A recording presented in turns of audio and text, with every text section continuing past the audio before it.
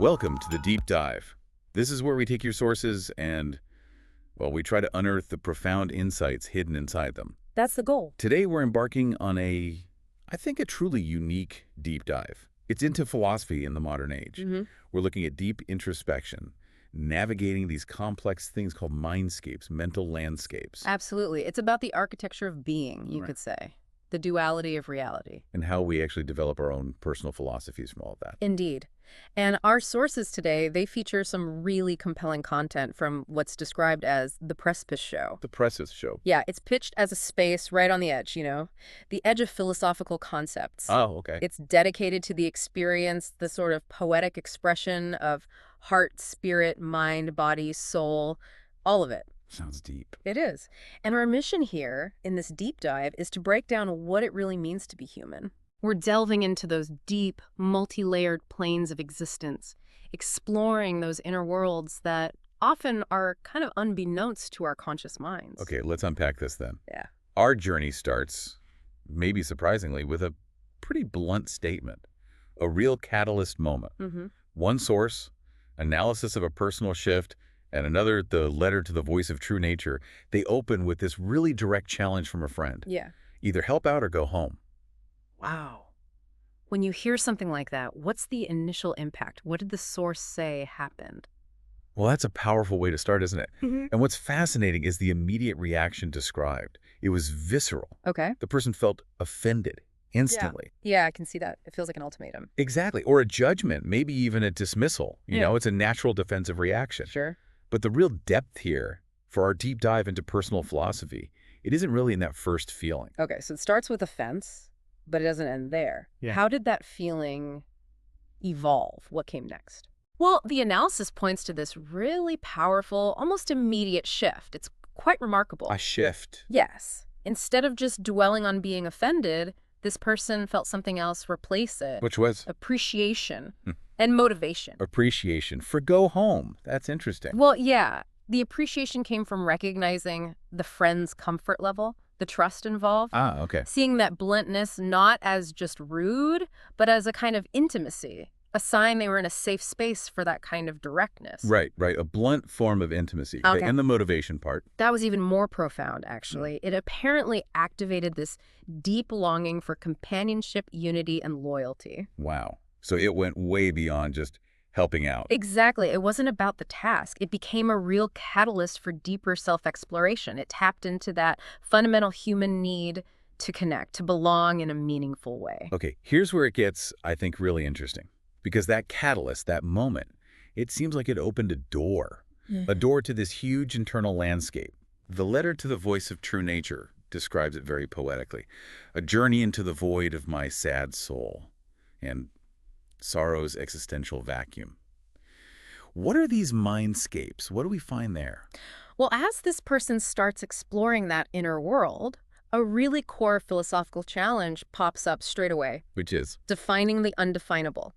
The source specifically mentions the struggle we all have trying to define love. Ah, yeah, universal problem. Right. Despite all the art, philosophy, science trying to pin it down, it stays deeply personal, almost slippery, And that pulls us right into the heart of philosophical inquiry itself, that search for personal truth where universal answers just don't quite cut it. Okay. And within this void, this existential vacuum, this really surprising concept comes up, something called divine melancholy. Yes. What is that? It sounds different. How does it challenge how we usually think about sadness or depression? It's a beautiful phrase, isn't it? And if we look at the bigger picture here, divine melancholy is this really insightful reframing. Reframing of depression. Yeah, or deep sadness. It's presented not just as some negative thing to get rid of, but potentially as the birthplace of a unique, vibrant, and deep understanding of life. The birthplace. Wow. Think of it like sadness isn't just a wall, it can be a window. It's a sadness that maybe paradoxically becomes a source of wisdom. Okay. It pushes us past those simple good, bad, happy, sad binaries. The source gets really vivid describing this feeling, being lost, Yeah. Unknowingly alienating the boy I once was, drowning in nostalgic oceans, sinking into the deeper, deep depths of the deepest depths of mental deep space on the precipice edge of my ambiguous infinitesimal moment. That's incredibly descriptive. Yeah. That really captures that journey into the inner worlds, doesn't it? The ones we don't usually access consciously. Absolutely. It's the core of what this deep dive is about, suggesting our deepest pains can actually be fertile ground for growth, for discovery. And even memory in this state becomes paradoxical. Precisely. Yeah. The source talks about a Phrasen Summers memory, and it's described as both things at once. A whimsical daydream and simultaneously a sinister nightmare. So longed for, but also a prison. Exactly. That paradox, that tension in memory and experience, that's fundamental to human consciousness. It speaks directly to the duality of reality. Right. It shows how even our past isn't simple. It holds contradictory truths. They shape us in these really complex ways. It's not about picking one. It's about holding the complexity. Okay, so moving from that really intense personal introspection, we have a second source, ideological deep dive, the philosophy of transformative. This one seems to show how that inner journey can actually build into a more, let's say, sophisticated philosophy, something actionable. That's right. It introduces this idea of transformative integration. Transformative integration, what does that mean? It's this idea where suffering isn't something you just escape or get over. It actually becomes the raw material Raw for material. building a non-dual consciousness, a different way of seeing things. Okay, and how does the source illustrate this? Well, what's fascinating is how it uses the story of wistful, ghostly fog as an allegory for this whole thing. Wistful ghostly fog, okay. Yeah. The story argues that real growth, it isn't about avoiding pain. It actually requires this courageous descent, a journey into the tumultuous hill of your own sorrow. Tumultuous hill, Ah, like a burial mound of sorrow. something like that. It rejects easy healing, simplistic fixes. It says you have to go in, engage directly with the tough stuff, confront those multi-layered planes within yourself. So it's really, truly not about escaping suffering. It's more radical. It's about embodying it. Exactly. That's the core. The philosophy insists on embodiment over escapism. Embodiment over escapism. Yeah. It says that trauma, grief, described as somatic markers. Somatic markers, I like think, physical feelings. Yeah, things like that feeling of heavy dread or seeing a ghastly figure in your mind's eye. Those visceral traces left by experience. Yeah. Those markers, the philosophy says, they must be fully experienced, processed in the body before real transformation can happen. So healing isn't just mental. It's physical, felt. Deeply felt, a somatic process, not just intellectual understanding. This is part of how the structure of the self, the architectonics of being, gets rebuilt, affecting heart, spirit, mind, body, soul, all connected. And the goal then is integration over annihilation. What does that mean for these difficult parts of ourselves? Well, connecting it back, that ghostly fog of sorrow, it's not about making it disappear, annihilating it. Right. Instead, the idea is that light shines through it, and that transforms its quality. Doesn't erase it, but changes it. Okay, transforms it. Similarly, there's this image of an emerald egg of a devil boy. A devil boy, like a shadow self. Exactly. Represents a difficult part of the past, maybe, but it isn't thrown away. It becomes the seed of his own emergence. Seed, so it contains potential. Precisely. It illustrates that duality again. Opposites aren't destroyed, they get woven together into a new, more complex identity, a more whole one. The ultimate state described is melancholy is true truth. And the state exists beyond those rigid pairs. Loved, unloved, happy, sad, past, present. It emphasizes non-duality. Seeing the whole picture. Seeing the whole picture, yeah. Where opposing things can actually coexist, even complement each other. Yeah. Inside this bigger, unified awareness, it's a profound re-architecting of your inner world. This deep dive really goes beyond just personal philosophy, doesn't it? Mm-hmm. It touches on these universal themes, things we see elsewhere. Absolutely. Like the story of wistful, ghostly fog is described as a perfect allegory for something from psychology, post-traumatic growth, PTG. Yes, and this raises that crucial question, doesn't it? How can something so painful, profound suffering actually lead to profound growth? Right, this seems counterintuitive. It does. Mhm. But the sad soul's journey in the source, going from feeling like he has a dead soul's death token Wow. to eventually hearing the new songs of life, that journey, that is post-traumatic growth in action. So the suffering becomes a catalyst. A powerful one. For deeper appreciation of life. For maybe a shift in spiritual awareness. for finding new strengths you didn't know you had. It really shows what it means to be human facing adversity. That growth often comes through the hardship, not just by avoiding it or getting past it.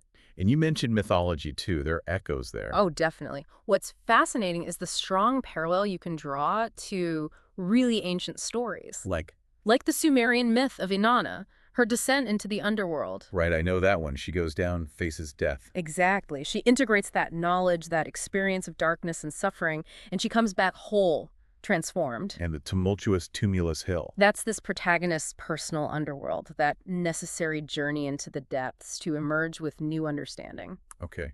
And Buddhism, too. Yeah, from a Mahayana Buddhist viewpoint, this idea of melancholia really resonates with the bodhisattva ideal. The bodhisattva. The enlightened being who stays to help others. Precisely. Out of immense compassion, they choose to turn back, even from nirvana, to help guide others. And here, the protagonist transforms into a prismatic observer, casting sublime light. It embodies that ideal, using your own transformed suffering to illuminate the way for others, speaking right to the heart and spirit. So if we bring all these threads together, the personal journey, the philosophy, the psychology, the mythology, what does it all mean for us?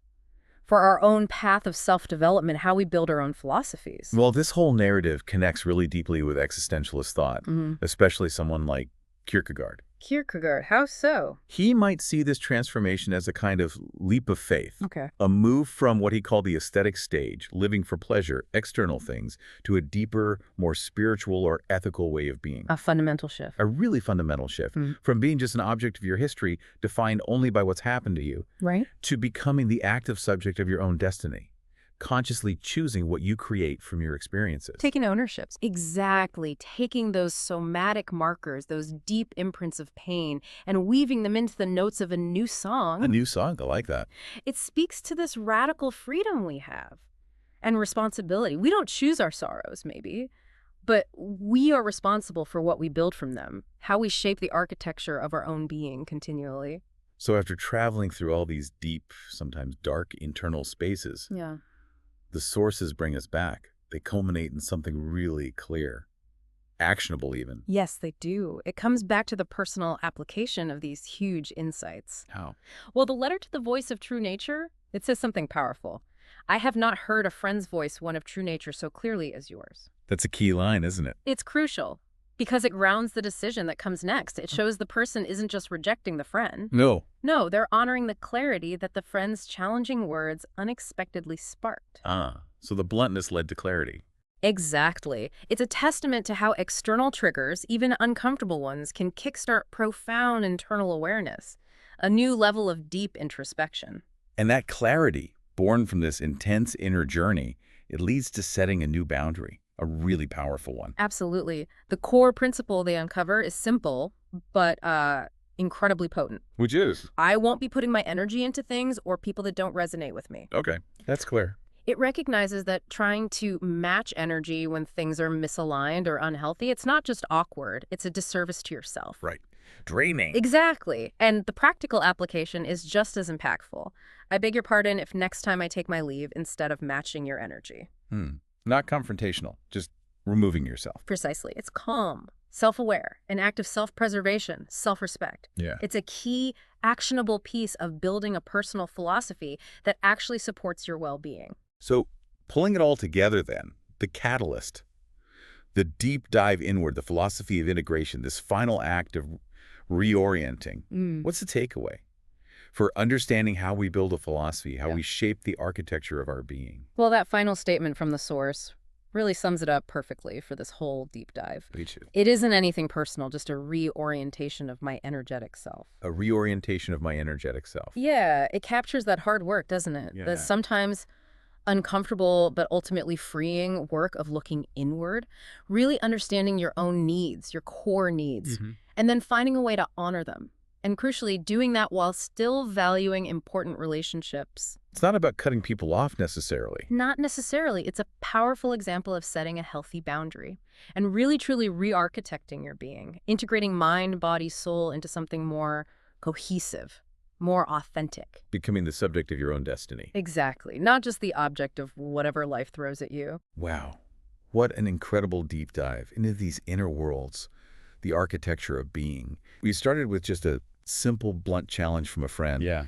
and we journeyed through divine melancholy, existential vacuums, memory paradoxes, Yeah. all leading to this powerful philosophy of transformative integration. It really has shown us how that personal introspection, even sparked by something uncomfortable, can lead to this profound reorientation of the energetic self. It shows how we can turn challenges into catalysts for real growth, and how understanding that duality of reality, it's not a burden, it's actually a path, a pathway to wholeness, to understanding what it means to be human. Right. It's ultimately an ideology of hope, isn't it? But Yeah. one born not from just ignoring the darkness, but from courageously transforming it Right. by delving into those multi-layered planes inside us. Thank you for joining us on this illuminating exploration of mindscapes and the way we develop these personal philosophies. And as you, listening, reflect on your own experiences, maybe consider this. How do you identify and reorient your own energetic self when life throws those catalysts your way? And what true truths, perhaps, might emerge for you from your own personal, tumultuous, tumulus self?